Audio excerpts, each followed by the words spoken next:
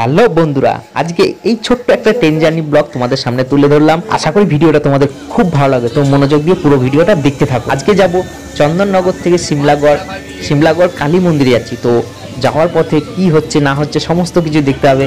লাস্টে একটা আকর্ষণীয় জিনিস আছে, তোমরা দেখে বলবে ওই জায়গাটা কি ভুল আছে কি ঠিক আছে।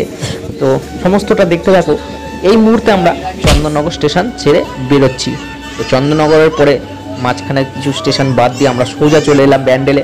এবার কালীবাড়ি মন্দিরে আসার জন্য হাওড়া বর্ধমান যে কোনো লোকাল বা হাওড়া মেমারি লোকাল যে কোনো ট্রেনে চেপে পড়লে সিমলাগড় স্টেশনে নেবে। ওখান থেকে হাঁটা পথ খুব বেশি হলে 5 মিনিট। তো তোমরা চলে আসতে পারবে, খুবই ভালো লাগবে মন্দিরটা এসে। এই মন্দিরে সাধারণত বেশি বিয়েই হয়ে থাকে। তো এই মুহূর্তে আমরা চলে এলাম সিমলাগড় স্টেশন। এখান থেকে হেঁটে আমরা সোজা চলে যাব সিমলাগড় মন্দিরে। তো মাঝখানে আমরা হাঁটা পথটা দেখালাম। গিয়ে সিমলাগড় কালীবাড়ি মন্দির আউটসাইডের ভিউটা তোমাদেরকে দেখিয়ে দিচ্ছে।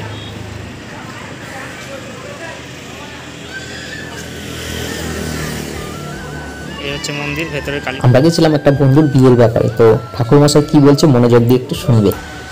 আলুয়া সিঁদুর আমরা এখান থেকে দিয়ে দেবো, আর একটা গামছালা পান সুপুরি ফল না নিয়ে আসো, তাহলে ওর জন্য 200 টাকা দেবে। আমাদের এখানে সব আছে, আমরা জোগাড় করে দেবো।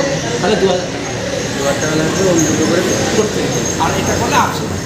এই আধার কার্ড আর 2 কপি ফটো, ছেলের একটা মেয়ের।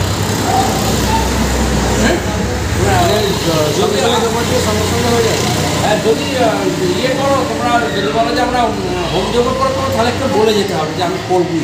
তুমি করবে, আসবে, আমি তো পাঠিয়েছি আগে কথা বলে। না, হোম যোগ করতে হবে, হোম যোগ করবে, হোম যোগ করবে।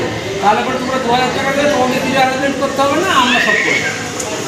তাহলে টাকা একদম মেন রোডের ওপরে বলছি, আমি বেরোচ্ছি। এদিক দিয়ে স্টেশন।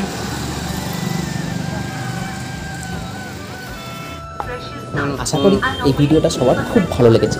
এই ভিডিওটা বানানো হয়েছে সিমলাগড় কালী মন্দিরে যাওয়ার খুব সহজ উপায়, সেটাই তোমাদেরকে দেখানোর চেষ্টা করেছি। আজকের মতন ভিডিওটা এখানেই শেষ করছি। ভালো লাগলে লাইক, কমেন্ট, শেয়ার এবং চ্যানেলটাকে অবশ্যই সাবস্ক্রাইব করবেন। আর যারা ফেসবুক পেজ থেকে দেখছো অবশ্যই পেজটাকে ফলো করে নিও।